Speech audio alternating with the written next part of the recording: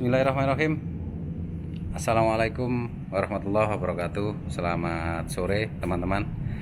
Ketemu lagi setelah beberapa hari tidak ada upload video ya.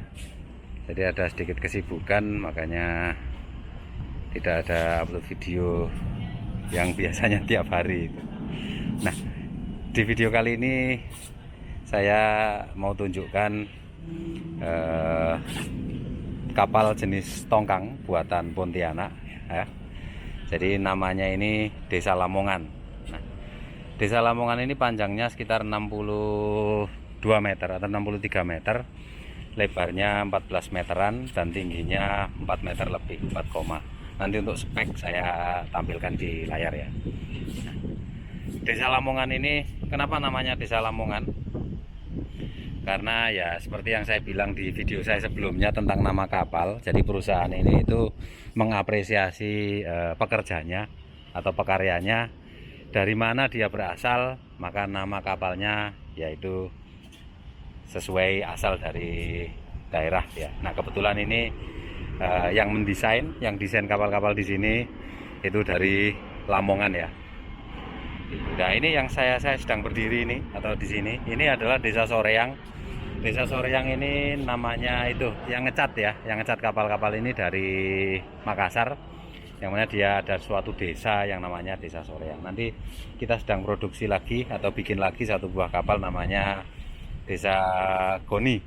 Itu adalah daerah asal Formenlas gitu. Nah, sedikit informasi untuk Desa Lamongan ini. Kapal ini didesain untuk flashpoint ya, muatan flashpoint di bawah 60. Untuk oil product dia muat premium, solar, kerosin kalau masih ada, dan juga Pertamax. Pokoknya produk-produk Pertamina selain gas itu dimuat menggunakan kapal ini. Kapal ini sendiri kapasitasnya sekitar 1500 KL ya.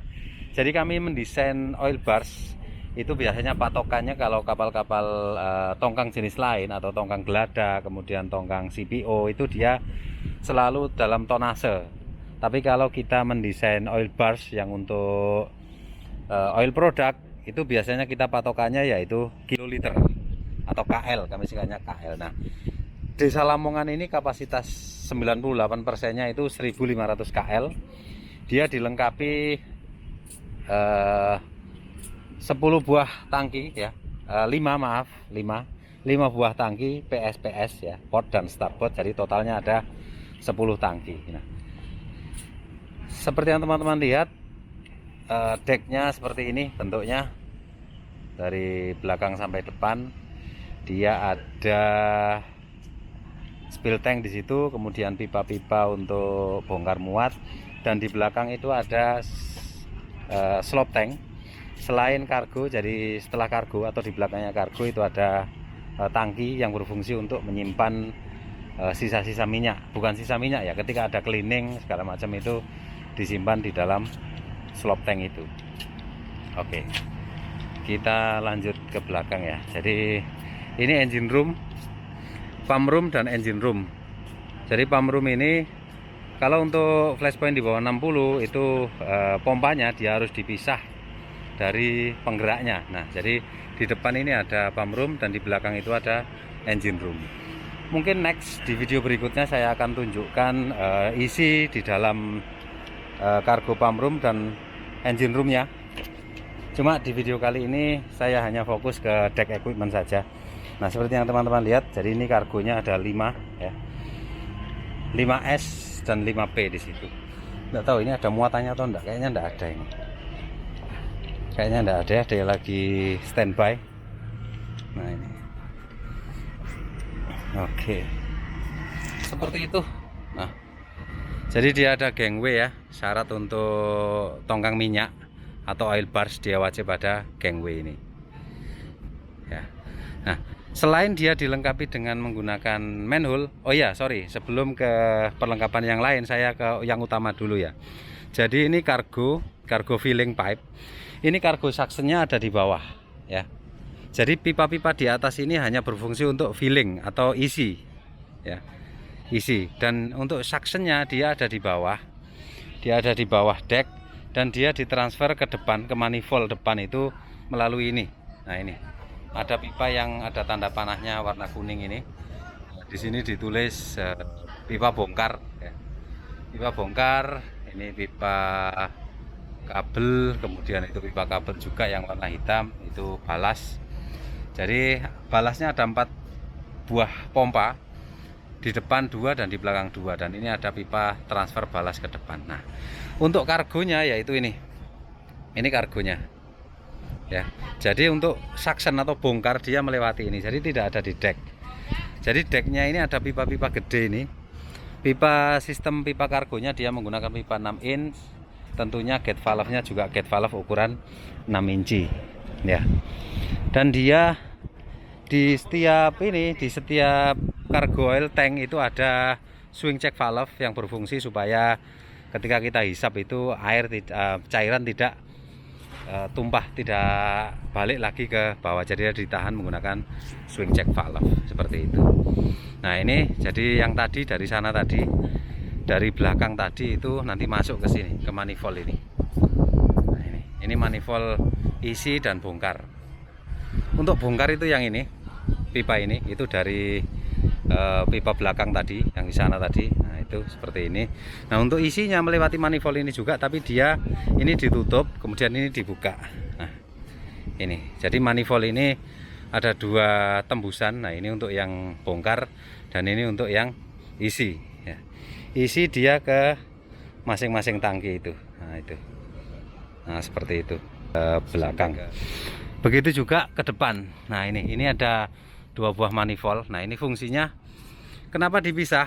Karena permintaan Pertamina. Jadi kapal ini didesain dengan flash point di bawah 60 dan juga dia multigrade storage dan double grade simultan. Artinya kapal ini bisa bongkar dan muat 2 jenis kargo secara bersamaan. Nah, makanya dia ada 2 buah manifold dan ini dipisah, dikasih blind flank.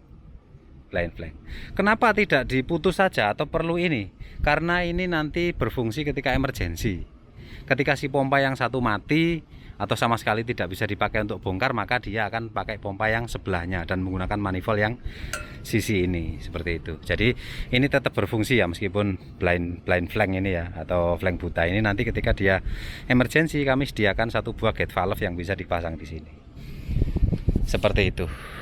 Nah, ini yang depan ada 2 buah tangki ya.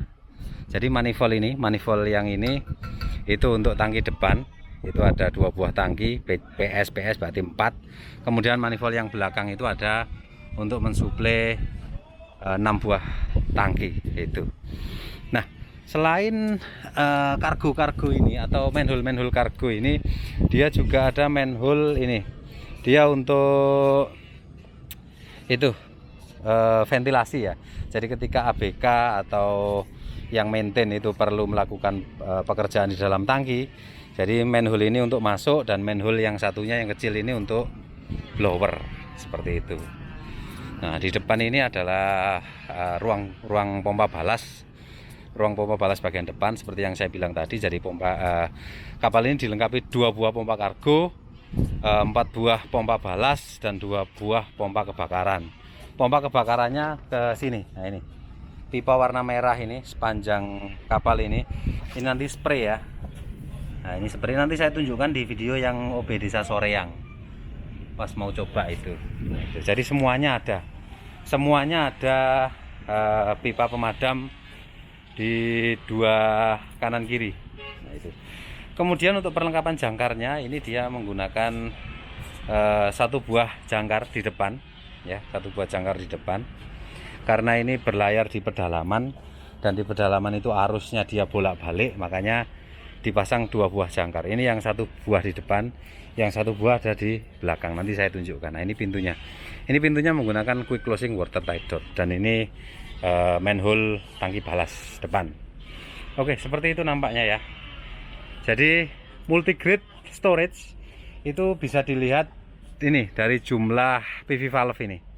Jadi PV valve-nya ini masing-masing tangki ada PV valve-nya. Ya, karena ada oil bars yang didesain dengan 1 buah PV valve untuk beberapa tangki. Ini enggak. Ini satu tangki, satu PV valve. Oke, kita ke belakang ya. Kita ke belakang, ini pipa sounding untuk double bottom, ini pipa sounding untuk kargo. Seperti yang saya bilang di video sebelumnya, kenapa Pertamina mewajibkan angka-angka ini, yaitu supaya tidak terjadi curang atau dimodifikasi, dikasih kondom atau yang lainnya. Oke. Kemudian itu manifold. Nah ini adalah valve untuk bongkarnya atau suctionnya. Jadi di bawah itu, di ujung itu ada swing check valve ya, swing check valve yang mana dia, dan gate valve, swing check valve dan gate valve. Gate valve-nya dioperasikan dari atas ya, menggunakan ini. Ini semua tangki ada, masing-masing tangki ada satu buah gate valve. Ini spill tank kapasitas 2700 liter. Nah itu tadi gate valve tadi, sama itu juga gate valve. Nah itu. Nah, kita ke belakang ya. Malah bergurau tengok tuh tuh. Ya iya belangak. Halo guys. Belum merokok guys. Belum ngerokok. Nah ini ada satu buah lagi di belakang ya, jangkar ya, jangkar. Di sini ada toilet. Saya tidak masuk ke dalam karena dikunci. Nah itu saya tunjukkan aja sebentar. Nah itu dalamnya itu engine room, dan di depan sana ada pump room. Oke, jadi ini tembus boulder SWL ya. Sudah saya ajari cara ngitung SWL ya. Bisa lihat di scroll di video sebelumnya ya, seperti itu. Dan ini pemadam yang menggunakan foam ya. Jadi semua kapal dilengkapi ini. Nanti kapal yang baru itu pun akan dilengkapi sistem pemadam seperti ini. Nah itu. Ini blowernya ya. Blower hisapnya khusus untuk kapal-kapal dengan flashpoint di bawah 60, dia harus dibawa ke depan seperti ini. Ada, saya tunjukkan di sebelahnya ya.